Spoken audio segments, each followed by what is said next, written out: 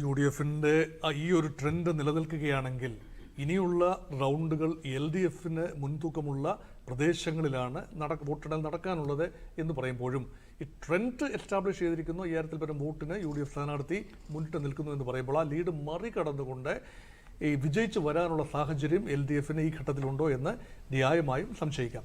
നോക്കൂ, ഇവിടെ കൃത്യമായ രാഷ്ട്രീയ പോരാട്ടം തന്നെയാണ് നടന്നിരിക്കുന്നത്.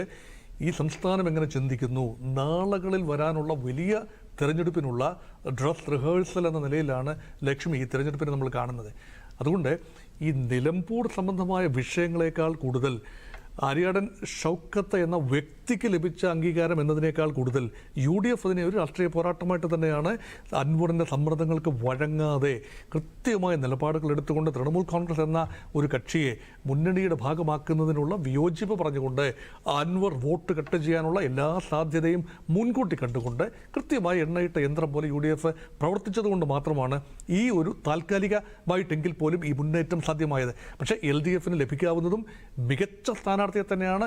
ഒരു രാഷ്ട്രീയ പോരാട്ടത്തിന് പൂർണ്ണമായും തയ്യാറെടുത്തുകൊണ്ട് തന്നെയാണ് എൽ ഡി എഫ് വന്നത്. അപ്പം ഭരണവിരുദ്ധർ ഉണ്ടെന്ന് പറയപ്പെടുന്ന ഭരണവിരുദ്ധ വികാരത്തെ മറികടക്കാൻ സ്ഥാനാർത്ഥി ആ പ്രദേശത്തെ പൊത്തുകല സ്വദേശിയായ നിലമ്പൂർ മണ്ഡലത്തിലെ സ്വദേശിയായ ഒരു സ്ഥാനാർത്ഥി എൽ ഡി എഫിന് തലയെടുപ്പുള്ള യുവ നേതാവ് രംഗത്ത് വരുന്നു എന്ന് പറയുമ്പോൾ എൽ ഡി എഫ് തന്നെ പൂർണ്ണ ആർജവത്തോടു കൂടി തന്നെ രാഷ്ട്രീയ പോരാട്ടമായി എടുത്തു.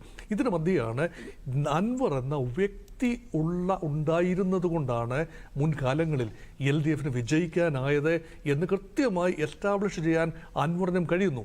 വിജയപരാജയങ്ങളെ ഒരുപക്ഷെ ഈ പ്രാവശ്യം നിർണ്ണയിക്കാൻ അൻവറിനെ സാധിക്കാതെ പോയേക്കാം. ആത്യന്തിക കണക്കിൽ ഒരുപക്ഷെ 10,000-നും 15,000-നും ഇടയിൽ വോട്ടുമായി അൻവർ സാന്നിധ്യം അറിയിക്കുന്നു എന്നതിനുപരിയായി അത് നിർണായകം തന്നെയാണ്. ഒരു തെരഞ്ഞെടുപ്പില്ല മലപ്പുറം മണ്ഡലത്തിൻ്റെ കിഴക്കൻ മേഖലയിൽ അൻവറിനുണ്ടെന്ന് കരുതപ്പെടുന്ന സ്വാധീനം ഇനിയുള്ള തിരഞ്ഞെടുപ്പുകളിൽ അൻവർ ആരോടൊപ്പമാണോ അവർക്ക് പ്രയോജനം ചെയ്യേണ്ടത് തന്നെയാണ്. കാരണം ഓരോ വോട്ടും നിർണായകം തന്നെയാണ്. അതുകൊണ്ട് ഈ മൂന്ന് വിഭാഗങ്ങൾക്കും U D F, L D F, അതുപോലെ അൻവർ, ഈ മൂന്ന് ക്യാമ്പുകളിലും ആശ്വാസത്തിൻ്റെ ചെറിയ കണികകൾ കാണാം. ഏറ്റവും അധികം നിരാശപ്പെടുത്തുന്നത് ഒരുപക്ഷെ ഭാരതീയ ജനതാ പാർട്ടിയാണ്. വലിയ പ്രതീക്ഷയില്ലായിരുന്നു. ബി ജെ പിക്ക് ആ മണ്ഡലത്തിൽ കാര്യമായ വേരോട്ടമില്ല, പ്രതീക്ഷയില്ല. ലോക്സഭാ തെരഞ്ഞെടുപ്പ് വേളയിൽ മാത്രമാണ് കാര്യമായ മുന്നേറ്റം അല്ലെങ്കിൽ കാര്യമായ പ്രസൻസ് ബി ജെ പിക്ക് ഉള്ളത്. ഒരു 17,000 വോട്ട് ബി ജെ പി നേടി കെ സുരേന്ദ്രൻ മത്സരിച്ച സമയത്ത് രാഹുൽ ഗാന്ധിക്ക് എതിരെ, പ്രിയങ്ക ഗാന്ധിക്കെതിരെ മത്സരിച്ച നവ്യ ഹരിദാസ് മത്സരിച്ച സമയത്ത് അത് 13,000 വോട്ടിൻ്റെ ലീഡായി കുറഞ്ഞു. പക്ഷേ നിയമസഭാ തെരഞ്ഞെടുപ്പിൽ ഒരിക്കൽ പോലും ഈ ഒരു 10,000 വോട്ടിൽ കൂടുതൽ ഭാരതീയ ജനതാ പാർട്ടിക്ക് നേടാനായില്ല എന്ന ട്രാക്ക് റെക്കോർഡ് കൂടി പരിഗണിച്ചുകൊണ്ടാണ് ഒരുപക്ഷെ കേരളത്തിൻ്റെ ബി ജെ പി അധ്യക്ഷൻ Rajeev Chandrasekhar B J P സ്ഥാനാർത്ഥി മത്സരിക്കണമോ എന്ന കാര്യത്തിൽ ആദ്യഘട്ടത്തിൽ സംശയം പ്രകടിപ്പിച്ചത്. അതുകൊണ്ട് ന്യൂനപക്ഷ വിഭാഗത്തിൽപ്പെടുന്ന മോഹൻ ജോർജ് എന്ന കാൻഡിഡേറ്റ്, അതും തദ്ദേശീയനായ മോഹൻ ജോർജ് എന്ന കാൻഡിഡേറ്റിനെ ഇറക്കുന്നത് ഒരു വലിയ പരീക്ഷണം തന്നെയായിരുന്നു.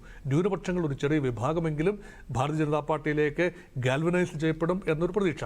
പക്ഷേ വോട്ട് കണക്കുകളിൽ അതൊന്നും കാണാനില്ല. ഇപ്പോൾ ബി ജെ പി സ്ഥാനാർത്ഥി 4ാം സ്ഥാനത്ത് പോയിരിക്കുന്നു. പക്ഷേ ഒരു രാഷ്ട്രീയ പോരാട്ടമായി അതിനെ മാറ്റിയെടുക്കാൻ മൂന്ന് മുന്നണികളും അതോടൊപ്പം തന്നെ അൻവർ ഉന്നയിച്ച വിഷയങ്ങൾ, അത് മലയോര മേഖലയിലെ വിഷയങ്ങളാണ്. ഈ വന്യജീവി മനുഷ്യ സംഘർഷങ്ങളിൽ ഗവൺമെൻറ് എടുക്കേണ്ട നിലപാടുകളിൽ നിന്നും പിന്നാക്കം പോയിട്ടുണ്ട് എന്ന ഒരു കൃത്യമായ ഒരു പ്രാദേശിക വിഷയം അൻവർ ഉന്നയിക്കുന്നു. പിണറായി വിജയൻ എന്ന മുഖ്യമന്ത്രിക്കെതിരെ ശക്തമായ ആരോപണങ്ങൾ ഉന്നയിക്കുന്നു. അഴിമതി വിരുദ്ധ പോരാട്ടത്തിൻ്റെ മുന്നണി പോരാളിയായി അൻവർ മാറുന്നു. എല്ലാ കണ്ണുകളും അൻവറിലേക്ക് കേന്ദ്രീകരിച്ച ഒരു വർഷമാണ് കഴിഞ്ഞു പോയത്. അപ്പോൾ അൻവർ ഉയർത്തിയ ഒരു രാഷ്ട്രീയം, അൻവർ തന്നെ പറയുന്ന പിണറായിസത്തിനെതിരെയുള്ള ഒരു പോരാട്ടം. പക്ഷെ ജനങ്ങൾ അതിനെ കണ്ടത് എൽ ഡി എഫിനെതിരെയുള്ള വോട്ട് സ്വാംശീകരിക്കപ്പെടുന്നത് എൽ ഡി എഫിനെതിരെയുള്ള മുഖ്യ കക്ഷിയായ യു ഡി എഫിലേക്കാണ് എന്നതാണ് ജനം ഒരുപക്ഷെ ഇപ്പോൾ ചെയ്തുകൊണ്ടിരിക്കുന്നത്.